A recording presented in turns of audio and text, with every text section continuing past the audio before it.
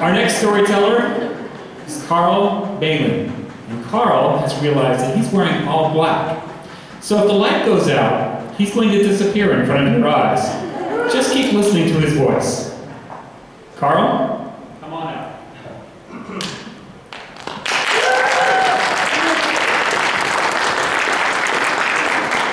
Yeah, if the light goes out, just watch for the head.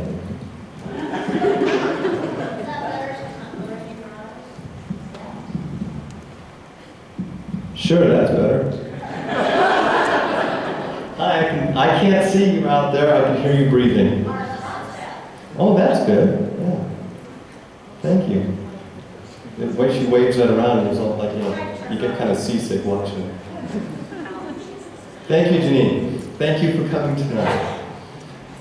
My story is called The Little Shop of Wisdom. Once there was a farmer. Only his farm wasn't very good, and did produce very well, so he had kind of a meager living. But he had a nice wife, whom he loved dearly, and she was pleasant to look at, even though she was, from time to time, rather impetuous and somewhat ambitious.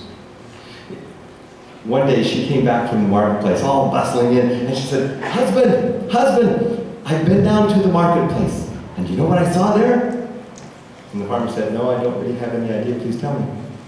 And she said, "I saw the merchants' wives." The merchants' wives.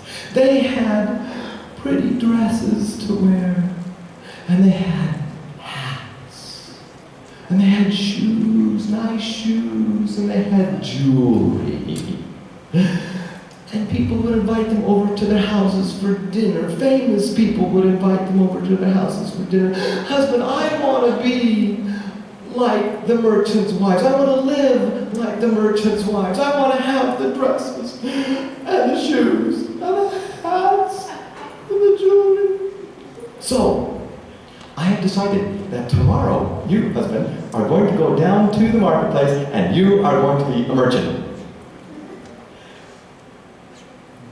But, wife, I really don't know anything about being a merchant, and I don't have anything to sell. She said, "No," she said, "no, that's not really that important right now. You're going to go down to the market tomorrow, and you're going to be not only a merchant, you are going to be a successful merchant tomorrow." But I know. Huh?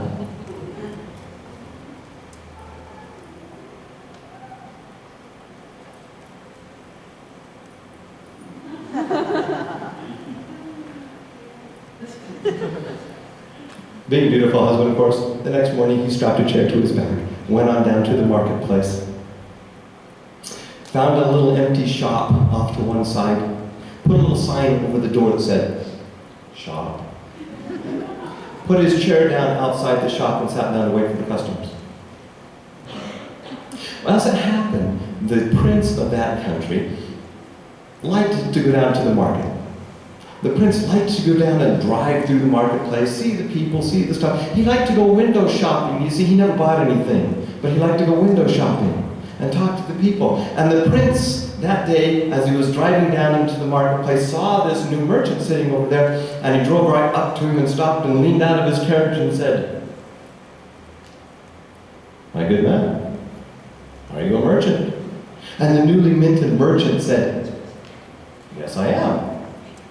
And the prince said,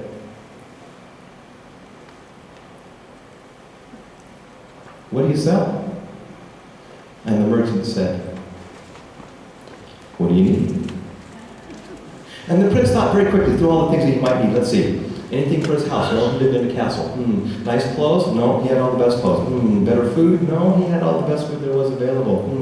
Did he need more toys to play with? No, he was the prince. He had all the toys. Did he need better health care? No. Better dental care? No. He had a check. He couldn't think of a single thing he needed. And he said, "Oh, wait. He said, "You know, merchant, what I need more than anything else is advice." And the merchant said, "Excuse me, aren't you the prince? Don't you have a whole castle full of advisors to tell you things?" And the prince said, "Well, as a matter of fact, yes. That's the problem. You see, I have too many advisors.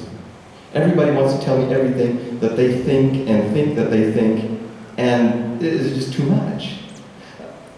let me give you an example. He said, you see, we have a problem. And the merchant said, we? No. We, said the prince, as in the royal we. We have a problem. We need to tax the people. As the ruling family here, we have a castle to maintain, we have an army to maintain, we have a certain lifestyle we've become accustomed to. We need to tax the people. And so all of my advisors say things like, well, you should tax only the rich people because they have all the money. And others of my advisors say, well, you should tax everybody equally and harshly so that we can maintain our lifestyle. Watch the head. Okay, got it? Okay, follow the melting ball. And others of my advisors say, no, you really shouldn't tax anybody. You're the prince. You should simply confiscate everything in the whole kingdom and own it. And quite frankly, said the prince, I don't know what to do. And the merchant sat back on his chair and said, I have something for you. It seems one day there was a man who decided he needed to sell his donkey. And so the next morning he set out, he took his son with him to go down to town to sell the donkey. They were walking along the road. As they were walking along the road, people passing them started shaking their heads and saying, oh, would you look at that? A perfectly good donkey. And nobody even riding. These people are walking when there's a perfectly good donkey right there. And the man hearing that said, oh, he picked up his son and put him on the donkey. And they continued on the way to town. As they were passing people, they started to see people shaking their heads again, saying, oh, would you look at that? This fine, strapping young lad riding the donkey, and his poor, weary old father walking along beside. What is the world coming to? And the man, hearing this, took his son down off the donkey and put himself on the donkey and continued toward town.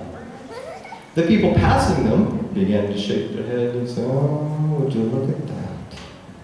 A perfectly strong man riding the donkey and makes his little son walk in the dirt beside him. What is the world coming to? So the man reached down, took his son, put him on the donkey behind him, and they both began to proceed toward town a little slower this time because the donkey was having a little difficulty. And the people passing them began to shake their heads and say, oh, would you look at that? How they no respect and no feeling for these animals. Look at how they mistreat this poor animal. What is the world coming to? And the man and the boy got down off of the donkey and they thought, the only thing we can do at this point, they tied the donkey's feet together, got a long pole, lifted him up, and carried the donkey into town. Until they got to the bridge over the river that's just outside of town, and the donkey, not liking to cross water, began to bray and to kick and to struggle ferociously, so much so that he fell off the bridge and was swept away and drowned in the river. And the prince, listening to this story, said, that's really silly. He said, if the man had simply decided on any one of those courses of action and simply stuck to it, this disaster would not have happened, and there wouldn't have been a... Oh, said the prince. I get it. Thank you. And he paid the merchant handsomely, several bags of gold, as a matter of fact, and the merchant, thanked the prince, went on home. Knowing his wife as he did, however, he stuck several of those bags of gold under the mattress, and he saved just a little tiny bag of gold for his wife. She came in and said, husband, how did you do today? He said, I made some money. And he gave it to her. She kissed him lightly on the cheek, out the door. For the next several hours, she went shopping. She went shopping for dresses. She got kind with and she shopped, really shopped hard. And she looked at many, many dresses and bought most of them, as a matter of fact. The kind with the shoulder pads, and there were kind with the empress waist, and there were the drop waist, and then there were the knee highs, and then there was the all the way to the bottom highs, and then there was the kind with the bustle in the back, and then she tried on the mini skirts. She tried on all of these things. And then she said, you know, these dresses are really beautiful, and I need shoes to go with them. And so she started shopping for shoes. And she tried on all the different shoes, and she bought most of them. She bought shoes of all kinds. She got the slingback heel, she got the stiletto heel, she got the Cuban heel with the open toe on the front, she got boas on the side. You know what I'm talking about, don't you? And she had them done up in patent leather, and she had them done up in kid glove, and she had them done up in rawhide, and she had all these different shoes with, and she tried the newest kind, you know, the wedge. Yeah. the witch. She had all these shoes, and she took them all home. And the husband, the new merchant, said, now, are you satisfied, wife? Do you have everything she needs? And she said, well, no, actually, the dresses are fine, and the shoes are great, but, I need hats. So tomorrow we go back to the marketplace. The merchant strapped his chair back on his back, went down to the marketplace the next morning. Sitting outside of his shop, remember that? Who comes along but the... Absolutely. Drove right up to him, hopped down, took his second best throne out of the wagon, set it right down beside the merchant on his little stuffed cart, then says, Merchant, we have a problem. And the merchant said, we? And the prince said, yeah, as a matter of fact, we have a problem. You see, my father, the king, he's ill. And it occurred to me that someday I might have to rule this kingdom. And so I asked my advisors, what should I do? How should I rule the kingdom? And some of them said, oh, you should rule the kingdom with an iron fist. You make everybody fear you and obey you. And others of my advisors said, oh, you should win the hearts of the people with love and gentleness, and they will love you forever. And other of my advisors say, well, take some kind of a middle road between that. You be all loving and kind, it's the steel fist in the velvet glove kind of an idea. And I just don't know what to do. And the merchant said, I have something for you. It seems one day, said the merchant, that the sun and the north wind were having an argument. They were trying to decide which of them was the most powerful. And they argued back and forth over who was the most powerful, the wind or the sun. And finally they looked down and saw a weary traveler walking along a path. And the wind said, here is our test. You see that traveler down there? And the sun said, yes, I see him. And the wind said, whoever can get the coat off of that man will be the stronger of the two of us. And the sun said, I agree to the contest. You start. And the wind swooped down on that traveler, and it blew hard. The coat was flapping, and the man caught the coat and buttoned it down the front. The wind blew harder until the tails were flying out behind him, and the man clutched the coat even tighter. The wind blew as much as he could, actually. Hurricane force against this man. He was hanging onto trees, trying to make headway, clutching the coat as tightly as he could. And eventually the wind had to give up. He could not get the coat off the man. And the sun broke through the clouds and beamed down on the man. The man looked up, grateful to be rid of the wind. And the sun beamed down a little more. And the man unbuttoned his coat. And the sun beamed broadly on the traveler. And the traveler opened his coat to try to cool off a little bit. And the sun gave him all his warmth and brilliance. And the man took the coat off. And the wind had to admit that he had been beaten. And the prince, listening to the story, said, that's obvious that the kindness and gentleness of the sun was far stronger than the anger and the fury of the wind. It becomes very clear. Oh, I get it. And he paid the merchant handsomely for his advice. And the merchant took even more bags of gold home and stuffed them underneath his mattress and gave his wife some. And she was, after she kissed him gently on the cheek, out the door. She was going after hats. She tried on all kinds of hats for hours and hours. She had hats with feathers on them, and she had hats with fruit on them, and she had hats with flowers on them, and she had tall hats and short hats and long hats, and watch the mountain. And she got the kind of hat that had the visor on it, like this, and the ear flaps. She was ready for anything. She got all of these hats home, and she said, husband, how do I look? And she was indeed pleasant to look at. And he said so. And then she complained just a little tiny bit. She said, well, this is all very fine, the dresses and hats and shoes and all this kind of thing, but, our bed is kind of lumpy, have you noticed? And he said, well, yeah, old age sets in, the bones creak a little bit, you'll get used to it, it'll be fine. And she said, well, okay, the hat, the shoes, the dresses, it's all good, we're almost there. I need jewelry. I need rings. I need bracelets. I need necklaces. I need hat pins. I need jewelry. You're going back to the market tomorrow. You're almost a successful merchant. Almost. This close. And the merchant, being the loving husband, of course, stopped his chair and his back, went back to the marketplace the next morning. Set up his chair outside of his shop.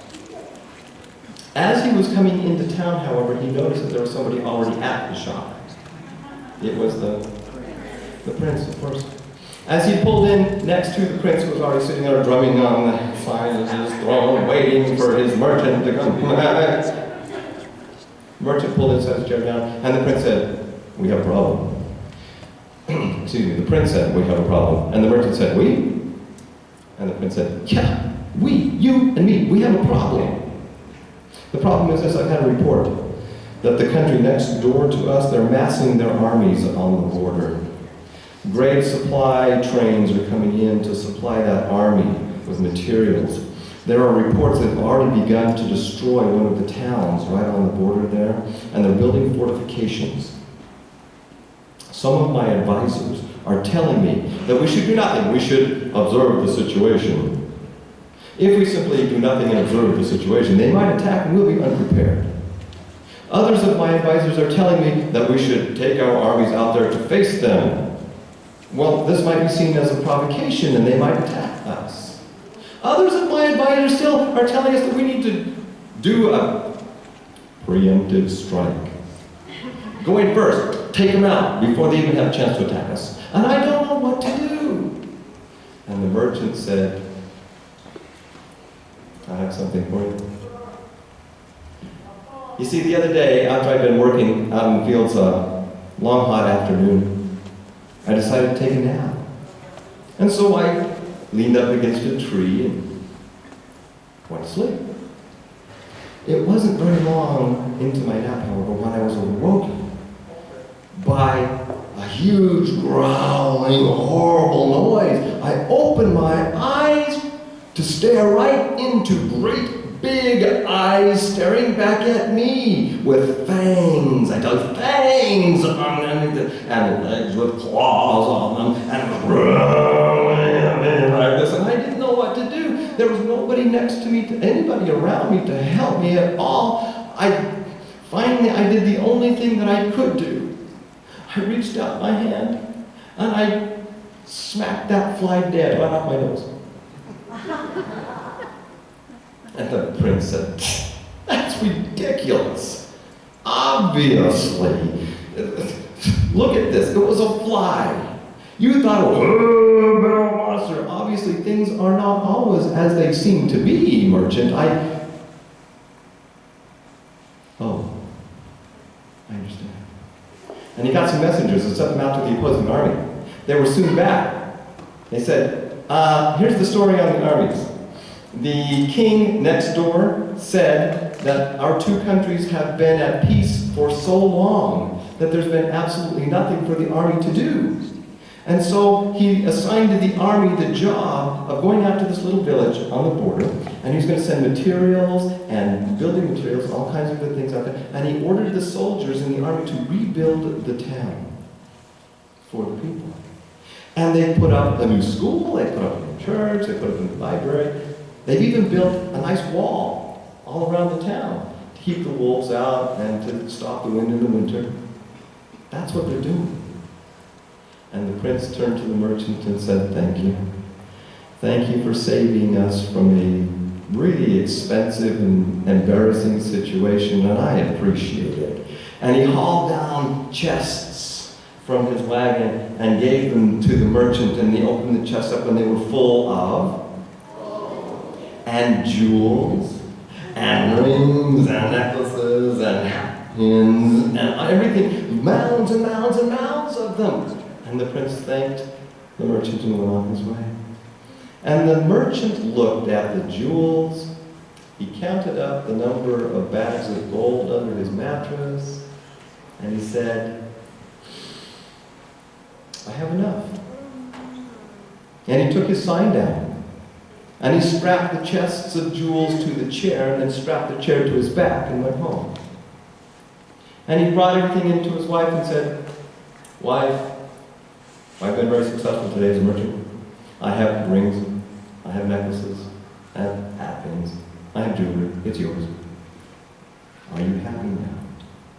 And his wife's eyes lit up as she tried on all the rings and the jewels, and she put the hat on, and she put on a nice dress and some really, stiletto heels today. And she looked around at everything and said, yeah, I'm happy. I'm content. At the same time, down in the marketplace, however, guess who was going back to the marketplace? The prince. He drove right, he didn't even go window shopping. He drove right over to the little shop of wisdom and noticed that there was nobody there. The chair was gone, the sign was gone, the door was closed. He was distraught. He was beside himself. He looked all over. He asked everybody who the merchant was and where he lived, and he asked everybody until he found out who the merchant was and where he lived. And imagine the wife's surprise when she saw the prince and all of his entourage pull up outside of their little cottage. The prince jumped down out of his carriage, raced over on the door, demanding to see the merchant. The merchant opened the door, let the prince in. The prince looked around and said, nice place you've got here. The merchant said, yeah, good fortune. We put a new coat of paint on it, put some curtains on the window, a little new carpet. It's pretty good, we like it here. And the prince said, don't get too comfortable. I'm taking you up to the palace. I'm going to make you my prime minister advisor, head chief advisor guy. And the merchant looked at his wife, looked back at the prince and said, thank you very much, but no thank you. We're happy here. We have everything we need. But, said the merchant, we could use another friend or two. And from that day forward, the merchant's wife always had pretty things to wear whenever they were invited on Wednesday afternoons and evenings up to the castle for dinner.